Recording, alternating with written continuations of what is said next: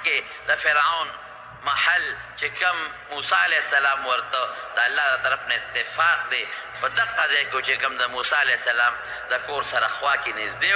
او د نیل په غاړه او چې دې صندوق کې اچولی او د فرعون محل ته تللی و هلته یې نیولی هم په نیل کې نه دی غورځولی د نیل نه چې کم وله جدا شوې ده د نهر نه لکه تاسو ته پته ده د تنګي نه غټ نهر تللی دی ثوابې ته تللی دی او د هغې نه ځان ځان له شاخونه جدا شوي دي که نه دي جدا شوي دقسې شاخ په دې شاخ کې موسی علیه السلام صندوق کې غورځولی نو د فرعون محل ته هغه شاخ تللی نو هغې کې بیا د فرعون جینکو وینځ روچت کړی دقه وخت کې فرعون په خپل محل کې دی چې تلل هارون علیه السلام ورته ورورې دا خو شپه ده سهار به ورځو سهار به لاړ شو وی نه د الله حکم کې تاخیر راځي ما ته الله حکم کړی دی او ستا متعلق هم کړی دی راته ویلي دی اذهبا الى فرعون انه طغى فقولا له قولا لینا نرمې خبرې ورسره وکړئ ستغې ورته مه وایې ولې په نرمۍ انسان په زړه باندې خبره اثر کوي نرمې خبرې وکړې وی ورځو پې څنګه ورځو اعتراض ما سره موسی علیه السلام مخکې دی هارون علیه السلام ورپسې دی او شپه ده او عجیبه ده خدای الله د طرف نه مدد ده چې نیغ ورغې په محل څوکیدار پې ړوپې نه شو چې دا څوک دي دروازه ورته کولاو شوه په بل ګیټ ورغلل څوکیدار ونه لیدل دروازه ورته کولاو شوه په نورو ګیټونو نیغ ځي دی خو پکې ماشوم پاتې شوی دی په دې کور کې لوی شوی دی هغه ته خو د فرعون د املاس دی او د ارام او د ډوډۍ او د خوراک څاک هر څه معلوم دی بس نیغ ورغې څوکیدار اړو پې پوه نه شو چې دا څوک دی او څوک نه دی او فرعون په کوټه درنه ورننوته او د خپې نه یې ونیوه ویې اړقو چې راپاڅېد وي دا ته څه دلته څه کې ته څوک یې هغه وی زه موسی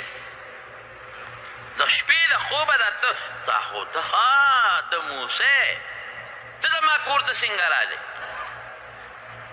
خو ماشوم لوی شوی دی ورسره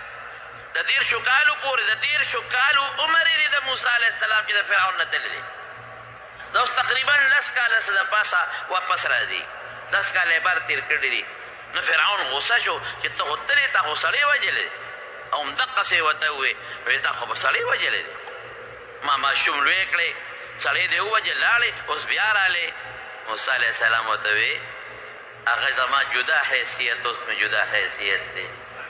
انی رسول من رب العالمین د خدای استازی یم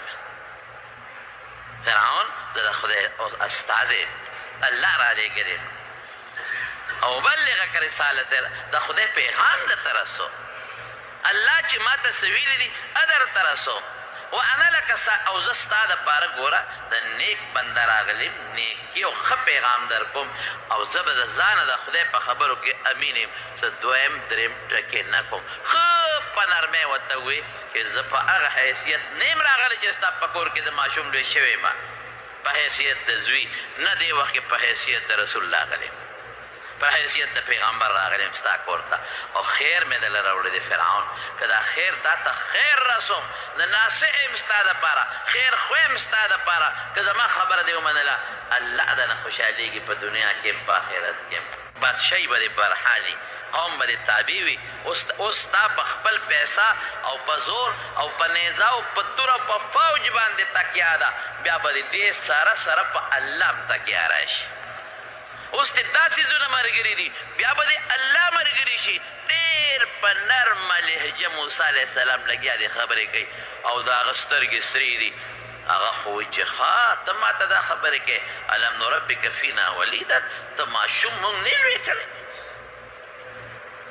ماشومان یې دلته نه دی تېر کړي مونږ راکوټ یې نه لوی کړی مونږ ستا تربیت نه دی کړی تا مونږ سره وخت نه دی تېر کړی زمونږ تربیت دې نه دی حاصل کړی ته ماشوم نه وې مونږ سره دې وخت نه دی تېر کړی بیا سړی دې موجلی دی زما په قانون کې خو تا باندې د 500 سزا ختلې ده سزای موت ته خو مجرم یې ګوره دا خبرې مه کوه دا خبرې مه کوه دا وړې خبرې دي دا کچه خبرې دي کچه خبرې مه کوه وړې خبرې مه کوه درنې خبرې کوه دروند سړی ایمان راوړه په الله الله یې ومنه ته خدای نه خو فرعون برورو نشه اوچتېدا او دې باندې زیاته غوسه ورله چې ته د ما د محل ته اجازه ته څنګه راغلی او زما کور ته څنګه راغلی او زما خپلې څنګه وړقول زما محل ته څنګه راغی موسی علیه السلام ورته دقې وخت کې چې کله موسی علیه السلام د الله پیغمبري ورکړه او دی ورته ووایي چې الله ګورې فرعون ډېر ظالم دی په مې بدل پورې دی د قتل هسې نه جنجال جوړ نه شي الله وی دا کونټۍ به غورځی تا له داسې شی ما درکړه چې د فرعون پلار هم غږ نه شي کولی ستا سره داسې وستره زه دې هم که نه الله ورته وایي الله اکبر زه درته ګورم زما د سترګو لوند دی الله وایي الله داسې سترګې نشته لکه که زموږ په شان دی زما د نظر مخکې زه درته ګورم هېڅ فکر چې ونه کړې ځه ورځه پې بس خو چې دی نه صبرېده او موسی علیه السلام پوه شو چې دی خو اوس پولیس یا خپل فوج ته وایي یا ما له تکلیف را کوي خبره پې اثر نه کوي نو کونټۍ غورځوله فالقى عصاه فهي اذا هي ثعبان مبين چې کونټۍ غورځوله یو اجتهاد یې جوړه شو څومره اجتهاد یې جوړه شو الله اکبر داسې اجتهاد یې جوړه شوه د حضرت عبدالله ابن عباس رضی الله عنه روایت دی چې یو میل په لکې اوچته ودرېده یو میل او خولې څونه وه د دواړو جامو په منځ کې 80 ګزه فاصله وه 80 ګزه او تک سور او شین رنګ یو دا په تفسیر کبیر کې هم شته خازن کې په مظهریم لیکلي دي او زمونږ د حیواناتو یو کتاب د حیات الحیوان هغې پکې لږ نور هم زیات خبرې کړي دي لږې غوندې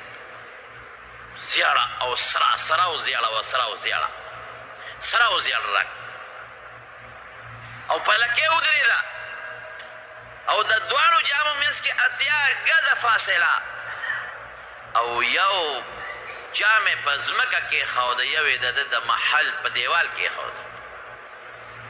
بس د چې وکتل د ټیزونو باران شو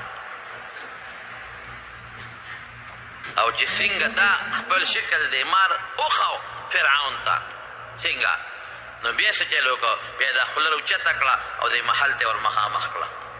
دا غون محل دی په دا خوله کې راوچته او ناګانې ګواښ وکړه په فرعون پسې چې ګواښ یې وکړه غری وایي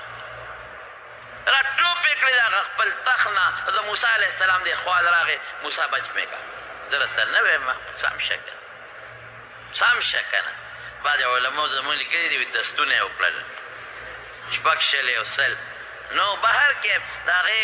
ټیک ده د یارې نه سړي نه غول بیږي یاره چې په سړي راشي نو غول ته بیږي خو دا 6 او 6 زما ذهن ځکه نه هلي چې هغه وخت کې څوک و چې دستونه یې وله شمېرل نو ډېروالی عربۍ کې بعضې وخت کې یو سړی چاته ویله کوي دا خبره تا ته ما 6 کاره ته وکړو ته نه منې نو 6 کاره ته یې نه کړې مطلب دا چې ډېره مې دی تا وکړه ډېره مې وکړه نو ډېر دستونه ممکن ده کړی به وي ځکه دومره غټه اجتها و چې وي زما د مقابلې دپاره نو ده باندې به څونه حیرون اوس هم دا غټې اجتهاګانې شته ټیک ده چې دومره غټه اجتها نشته خو تاسو د حیواناتو دا کتابونه وګورئ تاسو ته پته ولګي په دې ځنګلونو کې د افریقې او د امریکې داسې اجتهاګانې شته چې غونډه چیلې په خوله کې ونیسي او تېرېږي چیلې انسان نیسي انسان په خوله کې کلک ونیسي ځان ته یې ورو راکاږي نو تېرېږي غونډه انسان نو چې ده باندې ګواښ وکړه او دا خولې ور مخامخ کړه در او دانګل او امام رازي رحمت الله علیه په تفسیر کبیر کې لیکلی دي دا د هغه تفسیر کې لیکلی دي چې دومره چې کوم خلک راغونډ شوي وو په هغوی دومره هیبت راغی چې 1000 کسان خو د بګ درنه چې یو په یو ورځه او بل په بل ورځه او بل په بل ورځه او بل شو 1000 کسان خو په هغې کې مردار شو بس چې کونټۍ موسی خدای ته ګوره خدای ته وګوره خبره کو مذاکرات کو جوړه کو شیر او نسا مار دې په جنجال دی واړولو موسی علیه السلام فوراً کونټۍ ته لاس لې واپس د خپل امسا جوړه شو لاس یې ترخ کې ورکه او بار راوویسته، داسې رڼا یې کوله لکه د سپومۍ او د ستوري ده نور په شان رڼا وه. چمکېده او بیا واپس پترخ کې ومنډه ګریوان کې ومنډه واپس لاس سم شو. دا دوه نښې مې دي معجزه ده. فرعون ورته وی ما ته څه د پیغمبرۍ دلیل او نښه دې شته که نشته؟ وایي دا مې نښې دي. بس فرعون هوښیار و چې ده سره دویمه نه کېږي. اوس که دویمه هم خو مار دی. اوس که یو کلپ یې راکړه خو والله که مې پته مو لګي. وی داسې کار کوم موسی لږ مهلت ته ماله راکړه مشوره کوم. دې کې بار بار میټینګونه شوي د موسی علیه السلام او د ده. خو فرعون پوه شوي دله زه لاس نشم ولچولی. دونه خو فرعون ته پته ولګېده چې دې زه ګرفتارول هم نشم، ده ته لاس هم نشم اچولی، ده پسې فوج هم نشم لېږلی، ده پسې پولیس هم نشم لېږلی، ځکه چې دومره اجدها جوړېږي چې هغې خوله اتیا ګرځي نو څونه کسان به په اړ وخت تېروي. ده سره زور نه کېږي. خو څه طریقه جوړو چې څه چل ول جوړ کړو. ځکه ده به څه وی فرعون وی انا ربکم الاعلی، زه ستاسو لوی خدای یم، راکوټ یم ده لوی خدای. او د خلکو دونه په ده باندې اعتماد او عقیدت و چې زه درته نشم ویلی. ګورې خلکو به ورته خدای وی، سجدې به یې ورته کولې، عقیدت وره د خلکو له به یې پیسې ورکړو، دولت به یې ورکړو، مال به یې ورکړو، سره به یې ورکړو. خلک یې خپل قوم ښه خوشحاله ساتلی و. ما د مصر په عجیبګر کې د فرعون بوتان ولیدل. واړه واړه بوتان، یو یو لیش، دوه دوه لیش دی، یو فوټ دوه دوه فوټه دا پراتو ځای په ځای. ملګرو ته مې ګوره دا هغه بوتان چې د تقریر کې وایم چې خلکو د ده بوتان ساتلي او په کورونو کې پراتو سجدې به یې ورته کولې. یو فوټ د پیتلو د تانبې بوتان، د اوسپنې بوتان، د سرو زرو بوتان، او شکل یې د یو ځای کې د تانبې او که پیتلو هغې کې د ده یو ټانچه پرته وه په عجیبګر کې. نو ما انیس احمد ته ویې مې بچې وګوره، مې سړی ګورې زه شکل نه خشته و، ځکه هغه شکل د تانبې د پیتلو ډېر خشته او ښکلي مزېدار د شکل نه، مخ رونق، سترګې، پوزه، غوږونه، د هر څه مزېدار. او دلته کې ولا په دې زنه باندې ولا د اوسپنې یو شی جوړ کړی و په دې زنه. نو ما کتاب کې تاریخ کې پیدا کړل چې دا څه شو، دا د فرنچ ګیره وه. دا اوس هم چې بعضې خلک فرنچ نمونه ګیره پرېږدي، دا د فرعون نقشه ده. دلته یې خریلي په دې یو طرف او په دې بل طرف، او په دې زنه د پاسې اوږده پرېښي، وړه نه، اوږده یې پرېښي په دې زنه د پاسه. نو د ده دغه ګیره وه اوږده. او بعضې علماو لیکلي دي چې نه دې ګیر خیلی و، ګیره یې نه پرېښودله، خو چې دی به کله مړ کېده دا فرعونیان، نو دی به وصیت کو چې ما له دلته کې په دې زنه د پاسه ګیره کېدی چې زه مرم چې دا ګیره مې په دې زنه د پاسه پرته. نو مصنوعي ګیره به یې وله په زنه کېښوده، صرف په زنه اباویزانده وه. نو اوس هم د ده چې هلته څومره بوتان او تصویرونه پراته دي په عجیبګر کې، د ده یوازې نه د نورو فرعونیانو د نورو بوتانو، نو هغوی وله د ګیرې په ځای دلته کې یو موږی غوندې دی ځینې لاندې ویدان کړی، یو موږی دی بس، بد یې لګي. زما وروڼو نصیحت له به ورته فرعون وی مشوره کوم، دا کوم، هغه کوم، نن سبا او خپل میټینګونه هوښیارو فرعون چې ماحول ته خراب نه شي. اخیري چې کله موسی علیه السلام پوه شو چې دې خو اوس نور نه سمېږي،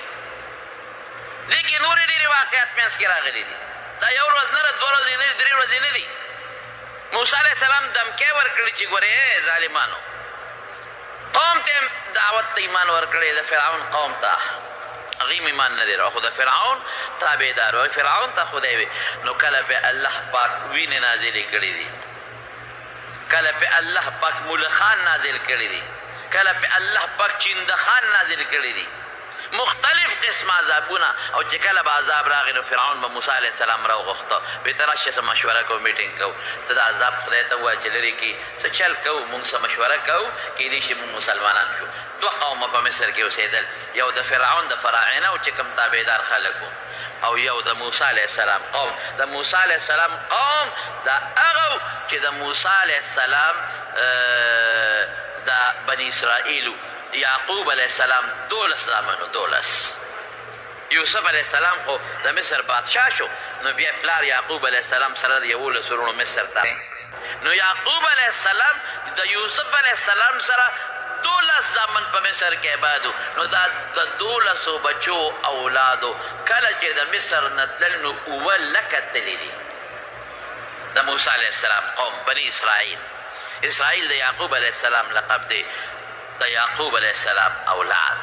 بنو اسرائیل 7 لاک تللي دي د ماشومان او ښځو او د لویو وړو ټولو سره 7 لکه. نو دا د موسی علیہ السلام قوم د فرعون او دوی به د موسی علیہ السلام د قوم نه دومره خراب خدمتونه اخیستل چې د حد نه ول. پټي به په دوی کرل، زمیندارۍ به په دوی کولې، ګوړ او چارې به په دوی کولې، لارې به په دوی صفا کولې، د چولیتوب خدمتونه به یې اخیستل، ښځو نه به په کورونو کې کارونه اخیستل. په کور کې دننه به د موسی علیہ السلام د قوم ښځو دوی خدمت کو، سړو به ورله بر خدمت کو، ماشومانو باندې به خدمت کو. بس دی د غلامۍ په ژوند کې چولې د 24 ګنټې خدمتونه. او زما وروڼو یوازې دا 24 ګنټې دا خدمتونه نه، د محل کې د ګلکار سره کارونه، د مزدور لیبر کار، دا ټول د موسی علیہ السلام د قوم نه به یې اخیستل. نو بس اخره کې یو برته صرف ویم یو عذاب به په هغوی په دوی بنو اوسېدل به ګډ لکه یو ځل پې الله وینه کړه، ټول هر څه یې ورته وینه کړل. چې وینه یې کړه نو د موسی علیہ السلام د قوم د بني اسرائیلو کویانو کې به اوبه، د دوی کویانو کې به وینه، د هغې منګو کې به وینه وه او د موسی علیہ السلام د قوم په منګو کې به اوبه وې. ویل که لږې اوبه تاسو راکړې د موږ ټوله وینه ده. نو جام به یې د اوبو راډکه، دوستان به مو خپل او تعلق هم یو بل سره. اولته یې نوکرۍ پې کول، کارونه یې پې کول. نو چې د جام نه به د اوبو راډکه د بني اسرائیلو کس او د موسی علیہ السلام قوم او د فرعون قومي له به یې ورکو. نو د ده په لاس کې به اوبه وې چې د هغه لاس له به لاړه هغلته به د وینه جوړه شو.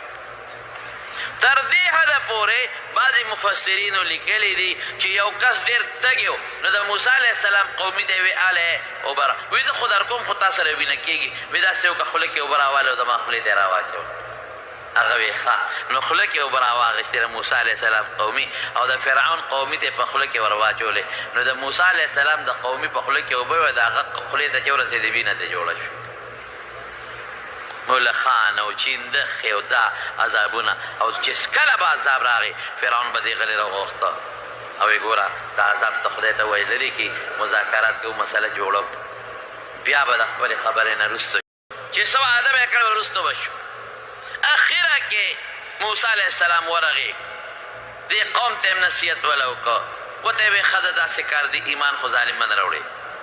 یو کار وکړه بس ما خپل کار وکړه، ما د الله د طرف نه چې کوم دعوت و هغه درکړه. زه به کله پیغور وکړې موسی زما بنګلې دي، ستا خو ته خدای سینګ پیغمبر یې بنګله دې نشته. ای موسی زما لاس کې دې بنګلو ته وګوره څومره ښکلې بنګلې دي زما، تا خو بنګلې هم نشته. لولا القي علیه اسورة من ذهب، که ته د خدای پیغمبر بنګلې هغه زمانه کې به رواج و د سړو به بنګلې اچول، ښځو د ښځو جدا بنګلې د سړو جدا. اوس زمونږ جنجالت کې به هم خدای پاک سړو له بنګلې ورکوي. نو زمونږ طالبان وایي ښه بنګلې به اچوي سړي. نو مې دا ګړله چې مونږ اچولې دا بنګلې نه رسي او مونږ سره بلد یو نو بدې نه ښکاري.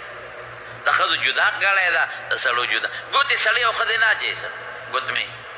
لیکن د ښځو جدا ګوتمه ده که هغه سړی واچوي پې بدې ښکاري. د سړو جدا ګوتمه ده هغه سره خوند کوي.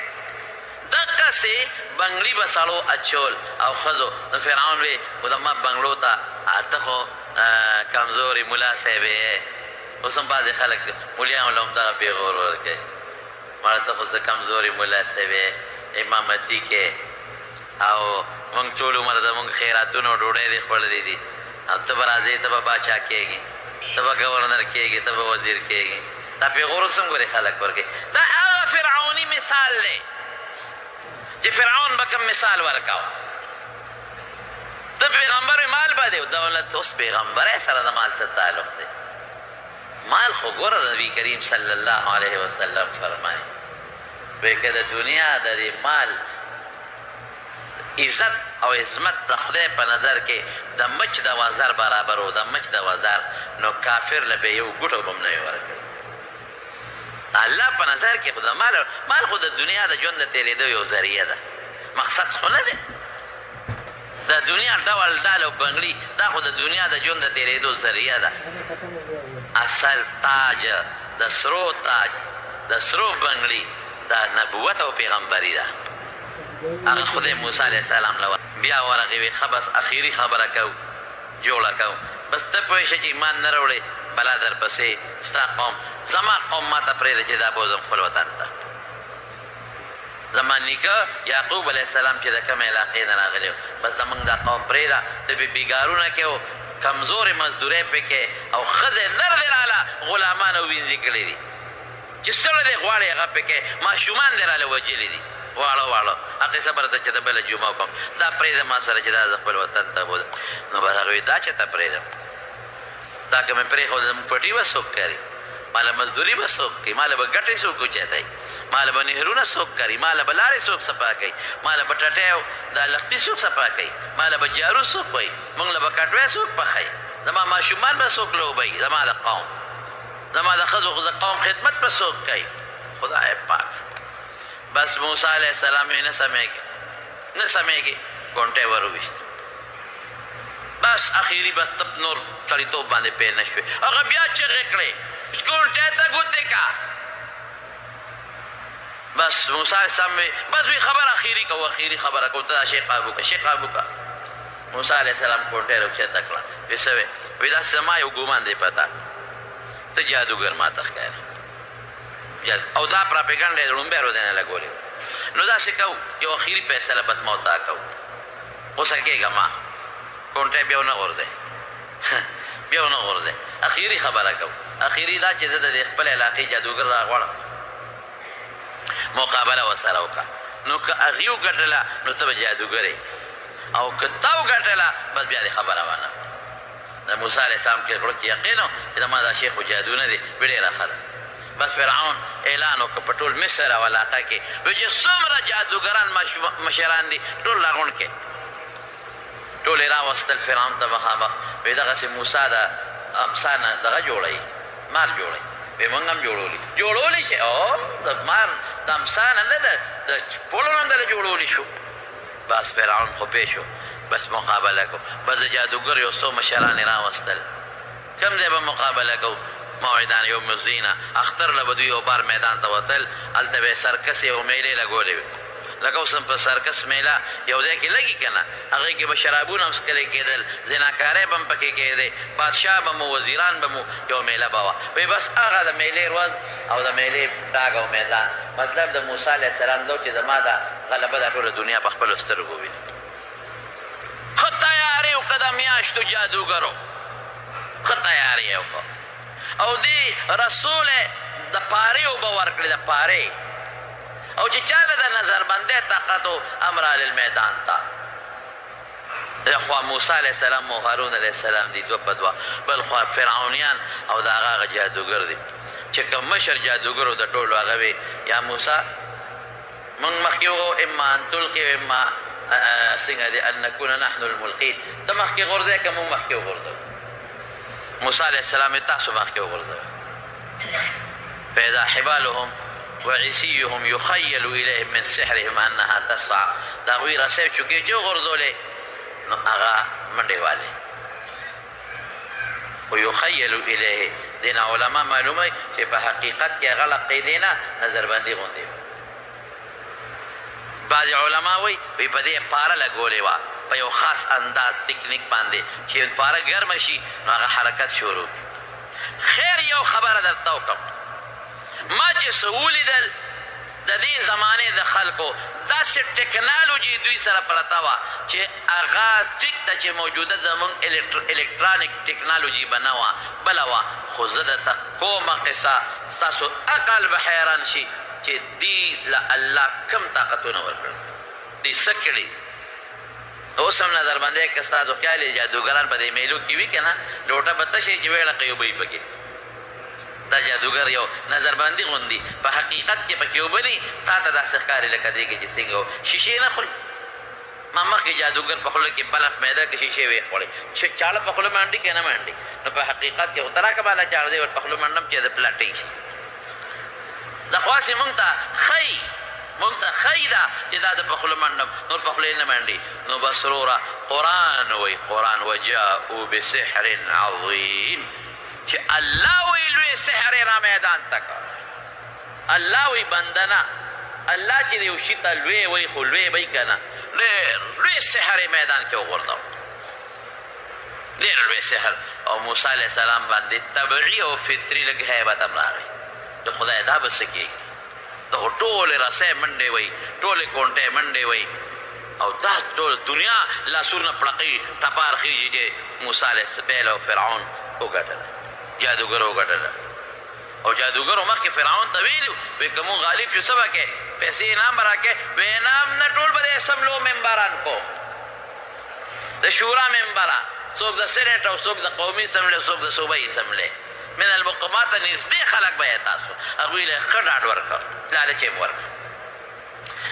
چې دا رسۍ او دا منډې ترړې وي دی کې الله پاک موسی علیه السلام ته یې غورځوه که نه امسا وغورځوه او چې امسا یې څنګه وغورځوله او لوی اجتهاد یې جوړه شوه او یو خولۍ یو جامې د میدان په یو سر کېښود او بل یې په دې بل سر کېښوده او لکه د قینچۍ چې راغونډه کړه فاذا هي تلقف ما یأفکون چې سیب دروغ جوړ کړي الواق یې تېر کړل الواق پېژنې دا مشران پېژني کشران خو د نوې پښتو بلد دي زړې نه دي بلد الواق دې ته وایي چې شخوان پې ونه وي او شی یې تېر کړي د فلاله داسې ده که او یا شی الواق تېر کړه الواق دا چې شخوان دې پې ونه وه تلقفو شخوان دې ونه وه او چې هر څوک غونډې تېر کړل او چې څوک شی تیر کړي نو خېټه خو غټېږي که نه غټېږي مار کې دا صفت دی د مار خېټه خو څه داسې غټه چاټې خېټه نه چې د شي پته پکې نه لګي مار خو چې شی تیر کړي نو موږ تاسو لرې کتلې اکثر دا ماران تاسو وګورئ نو لاول هغه شی په دې خېټه کې ړقي راړقي غټي ورو ورو ازمېږي نو خېټه کمیږي نو چې دې کونټې که مار د موسی علیه السلام جوړ شو او د هر څه یې تېر کړل خېټه یې پې ډوړ نه لقېده بس جادوګر پوه شو چې دا زمونږ دا خبره جادو دی او د موسی علیه السلام دا خبره جادو نه دی دا د الله د طرف نه معجزه ده بس ټولو جادوګرو اعلان وکړه آمنا برب موسی و هارون د موسی او د هارون په رب زمونږ ایمان بس دې کې دویمه کېږي نه مونږ ته حق ښکاره شو مونږ ولې جادو کوو او فرعون خو پېښ شو چې دا خو په زرګونو جادوګر زما د قوم لاړل مسلمانان شو دا خو اوس نورم کېږي نو دمکي ورکړه فورا فرعون او څه یې وایي تا موسی علیه السلام ته غږ نه کوي هغه ته خو ټرته هم نشي کولی غږ هم نشي کولی هغه جادوګرو ته وایي ښه مانه بې سلام ایمان راوړه ای دونه هوښیار دی مانه بې سلام که دا شی حق و ما ته به م ویلو په غوږ کې پټ چې شی حق دی نه ما به ویلو چې حق دی نو تاسو ما نه بې سلا ایمان راوړو دا تاسو ته جوړ د پټه سکیم هم جوړ کړی و ښه دا ستاسو کې موسی مشر جادوګر دی دا ستاسو مشر چل درته ده ښولی دی دا ما ته هم سازش جوړ کړی و چې ته به دا وکړي موږ به دا وکړو بیا به در باندې ایمان راوړو دا خلک به مسلمانان شي زه ستاسو په سازش نه پوهېږم څه دا تاسو مخکې سره یو بل سره سازش جوړ کړی او لاس او خپې به درنه پرېږدم ښې لاس او ګس خپه یا ګس لاس او ښې خپه درنه پرېږدم او په سولی کوم هم دمکي ورکړه هغې وې زماړه که ته موږ مړه کړې موږ به خپل خدای له لاړ شو موږ به الله ایمان راوړی دی زه چې زه نه ته څه کولی شې هېڅ هم نه شي کولی بس دقه ځای نه خبره جدا شو موسی علیه السلام په دې فکر کې و چې اوس په څه طریقه باندې ولې زور نه چلی ورسره یعنی یو علاج یو مارو بس زور نه چلی ولې هلته الله وی زور مه چلوه زما کار دی زه کومه الله وی ته به زور نه چلی چې سبا څوک دا ونه وایي چې دا اسلام جوړ په زور راغلی دی څوک دا ونه وایي چې خدای څوک خپلې مردۍ ته نه پرېږدي او په زور یې مسلمانوي او په مار ولا ټک ورکوي نو په زور یې مسلمانوي او څوک دا ونه وایي چې اړه خو یې نو خو دا د مار د ټک د وجې نه مسلمانان شو داسې نه زه ولسر داسې چل کوم بیمار یې دله بېغمه کوم زه یې دله برابروم هم ټول نه بعضې دا سرکرده چې کوم تو هغه سرکشي کړې ده ځه څه چل جوړوه بني اسرائیل وباسه د موسی علیه السلام د خپل قوم ته ووایي وایي څه په طریقه د شپې وځو بېګاله دوی خو موږ نه خبرېږي او موږ د شپې ورسره په کورونو کې یو څوکۍ وله کوو د وینځو څنګه به دوی نه خپې راوباسو که موږ ترې راځو خو موږ خو نه پرېږدي وایي موږ کې واده دی کالي دیوالی کالي دیوالی په دې به یقین راشي نو هر یو کس هغه خپل مالک تنې کې ته وي واده دی بېګاله موږ نه راځو ښه دا کالي راکړي واده دی بېګاله نه راځو کالي دې غونډ کړ لاړ او موسی علیه السلام خو د ځای کې راووتل چې راووتل بحر قلزم دی یو طرف ته بل طرف ته بل دریاب دی یو بحیره ده میانس کې اوچه لار وه اوس هغه اوچه لار نشته اوس پکې نهر سویس جوړ شوی دی برطانیې چې په دې علاقه حکومت هغوی پکې نهر سویس جوړ کړی دی هغه زمانه کې نهر سویس نو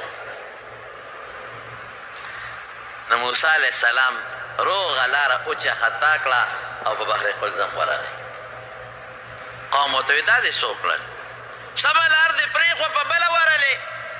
وایي بس ما ته الله وایي تاسې ځه نو چې څنګه الله وایي ځه یا الله قوم خو ټول وایي چې دا لاره غلطه ده دا خو په سمندر دریاب ورله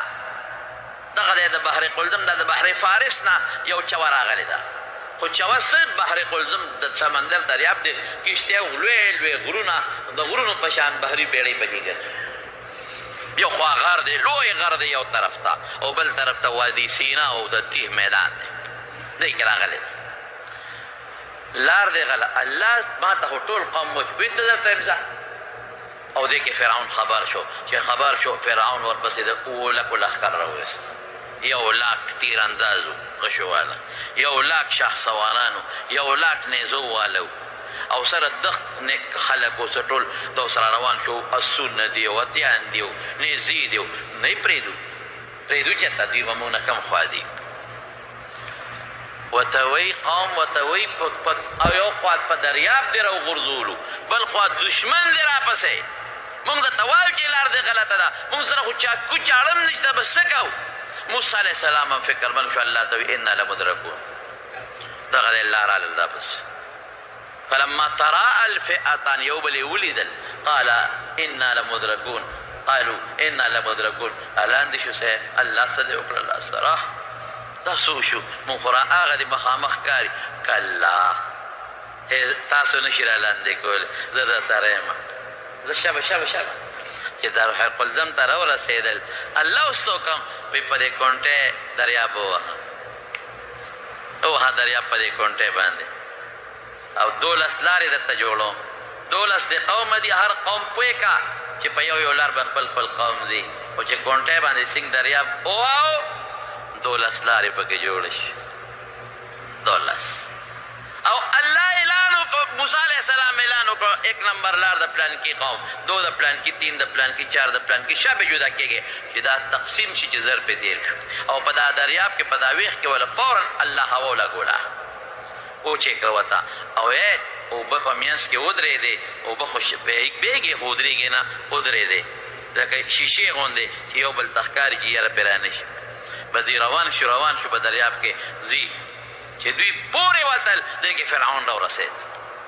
وی دی فرعون لږ تساهل وکړه چې یاره نه ورځم جبریل علیه السلام په یو اس په سور راغی چې هغه اس په وه چې دا وار راوړي داسې اس په باندې وه نو چې هغه یې د دې اس مخې ته کړه نو د فرعون د اس هغه بوی پرې ولګېده نو چې اس په دې مخکې شو ورپسې شو ده اعلان وکړه وی دا زما د هیبت نه دریاب شلېدلی دی زه ربیم خو موسی رانووته ما وشلاو بس ورپسې شو او چې ورپسې شو د دریاب میانس ته شو او موسی علیه السلام پورې وت وی د کونټۍ دریاب له یوسه چې یو ویړله بس دریاب جوخ شو ولکه فوج سره د فرعون خدای په دریاب هلاک واغرقنا آل فرعون وانتم تنظرون ټول مې تباه کړل او تاسو ورته کتل ځکه چې دشمن د دشمن مخکې هلاکېږي دا سم خوند کوي ټول هلاک شو قصه ختم دغه خدایي وه دغه فرعون الله پاک حکم وکړه دریاب ته وی بارې غورځوه او د هغه وخت سره چې ځنکدنو د مرګ فرشتې یې ولیدې چغې مو والې انی آمنت بربی موسی پر رب زما ایمان دی الله وی کلا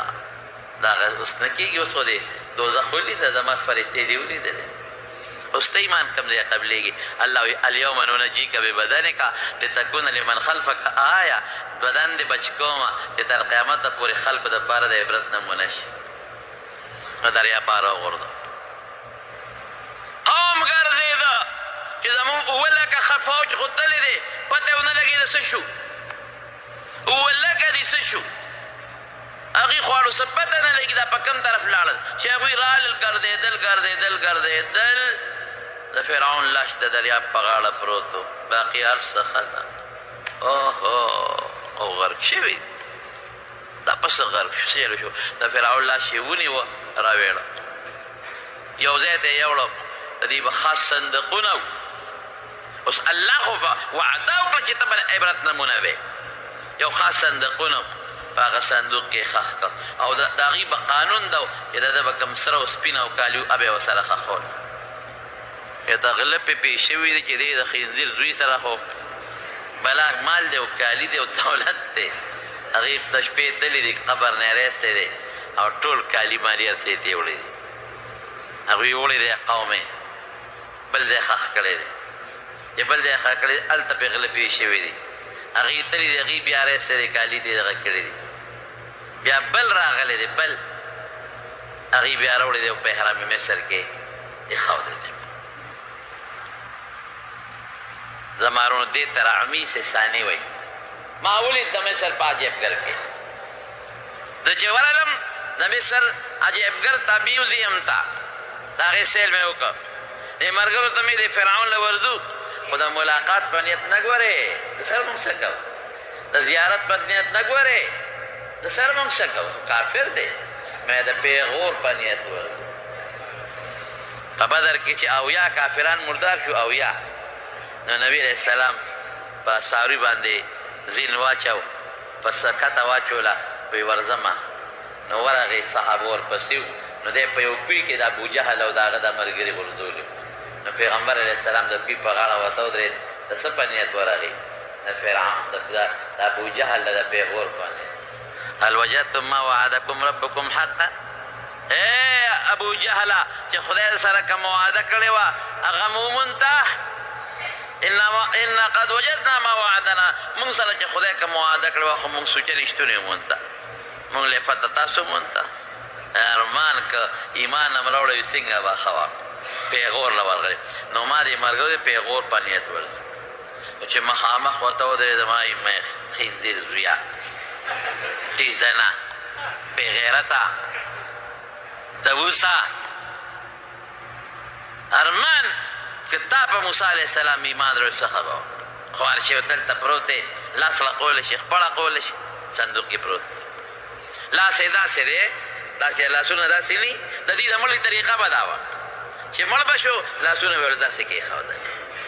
چې مړ به شو دې طریقه وه په هغه طریقه باندې لاسونه پراته دي د ټولو چې څومره پراته دي بلا فرعونیان دي دا دویم نمبر دی سر کې لومبی دی پروت دی په صندوق کې او هغوی ورته ټمپریچر برابر کړی دی ګړی ورته پرته ده چې دې وخت کې دونه یخني د دې وجود ته پکار ده چې دا وجود خیر هسې هم نه خرابېږي خو الله او دغه یې ته وکړي دي چیړې او ټوکړې موکړې یې ته وکړي دي غاښونه یې هم ښکاري نوکان یې هم ښکاري تک تور وجود یې دی اوس دې وخت کې تک تور اوس خاص شکل یې دی اوږده پوزه او دا ګنده شکل عذاب نه په حالانکې هلته په دغه میوزیم کې د خپل دانچه ما ولیدله د پیتلو ډېره ښشته وه کوم بوتانو ده ډېر مزېدار نو دا په هغه صندوق کې پروت دی او په ډېر تک تور او څښه نور هم ورسره دي نورو له خوا هغوی بیا هغه خپل دغه ورکړي دي هغه کیمیکل په هغه کیمیکل یې محفوظ ساتلي دي دلې هم اوس کیمیکل ورکړي دي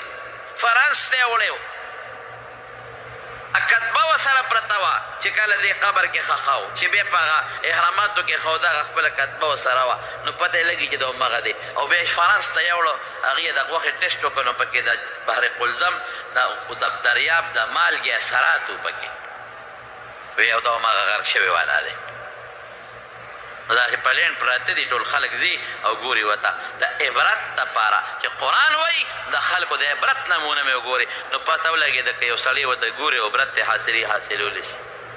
نو ما ورته وویې چې زه نه تا وې زه لوی رب یم اوس خو دلته پروت دی که نه تا خو د ربوبیت دعوه کړې وه که نه تا خو وې ډوډۍ زه ورکوم رزق زه ورکوم هغه میوزم کې دی پروت دی زما روڼ او هغه میوزم کې د دنیا څیزونه پراته دي نو زما په خیال که موقع وه که نه نو بله جمعه به راته انشاءالله د هغې بیان ځکه چې هغه میوزم کې ډېر ناشنا څیزونه دي هغه هم درته بیان کړم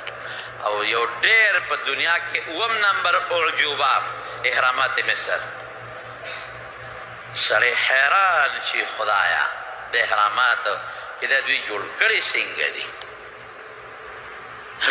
لوی د تیږو یو لوی بلډغې جوړ کړي دي چې دا تیږې سر ته د کټي عمره او د غوی عمره دا تیږې دا برج سره څنګه رسولي دي او بیا دننه پکې لارې دي دې کې به دوی خپل مړي پرېښودل او ښخول به یې پکې مړي به یې پکې پراته وو زه پکې ورګوشم زما ما انیس احمد و را سره یو بل ملګری و د هغه ځای فهیم صاحب هم را سره او ریزال شاه را سره و زما ماما زوی هم را سره و موږ پکې دننه ورلو هغه د هغوی هغه د لاشونو د کېښودو هغه ځای نه مو کتل ډېر لاندې جوړ هغې کې چې شی کېدی اوس دې هم که پکې سیو کېښود دوی وایي نو دا به په کلونو پروت وي خو څښا کېږي به نه داسې عجیبه شیدونه جوړ کړي نو هغه د هغې هغه د مصر چې ما کوم تاریخي ځایونه کتلي دي هغه به درته انشاءالله العزیز آینده جمعه بیان کړم ورونو لویه د دې ټولو خبرو خلاصه څه ده چې الله همیشه د حق ملګرتیا کړې ده د پیغمبر ملګرتیا کړې ده او که چا باطل سر اوچت کړی دی نو الله پاک ټک ورکړی دی او ذلیل کړی دی فرعون هغه طاقت چې د دنیا لوی طاقت و په هغه زمانه کې خلکو به په عزت نظر کتل د قدر په نظر به ورته خلکو کتل او خدای به یې ورته یو دم دعوه کړې وه لیکن تر ننه پورې نمونه عبرت پروت دی کبر باندې الله ډېر خفه کېږي د خدای چې څوک مقابله کوي او سرکشي کوي ټیک ده دنیا کې لږ وخت خو به دې دا کبر تیر شي خو خدای به بیا دې ذلیله کړي کبر به نه کوو لویي به نه کوو موږ به ځان ته عاجزه وایو چې الله پاک زما څه ټوکې دا د رب العالمین په لاس کې دی کله چې غواړي نو ما بیمارولی شي کله چې غواړي ما وجلی شي کله چې غواړي زما نه ژبه اخیستي شي زما نه غوږ اخیستي شي زما نه سترګه اخیستي شي زما نه دا وجود اخیستي شي قسم دی چې ما هغه میوزیم کې هغه بلاګانو ته وکتل تاسو ته اوس وخت ډېر زیات کم دی نو بلې جمعې نه مې ځکه وساته چې زه تاسو ته ووایم چې دوی په کومه طریقه دوی له خدای کم طاقت ورکړی دوی له خدای کم طاقتونه ورکړي دوی کم بلډینګان جوړ کړي دي اوهو او دوی چې په هغه میوزیم کې د دوی د زمانې کمې نښې پرتې دي یاره زه وایم موږ خو په سترګو ولیدل تاسو به هم نه منئ چې دا مولا څه وایي لیکن د الله په مقابله کې قسم په خدای د خدای طاقت خو ډېر لوی دی د الله د یو ماشي مقابله هم څوک نه شي کولی د الله د یو مچ مقابله هم څوک نه شي کولی د الله د طاقت مقابله څوک نه شي کولی او الله ښایي چې هغه موسی علیه السلام چې ماشوم په دوی کې لوی شوی بې سر اوس بې سامان هغه سره ما مدد وکړه هغه فرعون چې ځان ته به خدای وي ما نه دې چا خلاص کړی وي که اون مې په دریاب پلی وکړل تر ننه پورې پته نه لګي د هغه ملګرو الله دې موږ د سرکشۍ نه د لویۍ نه او د تکبر نه په امن و امان کې وساتي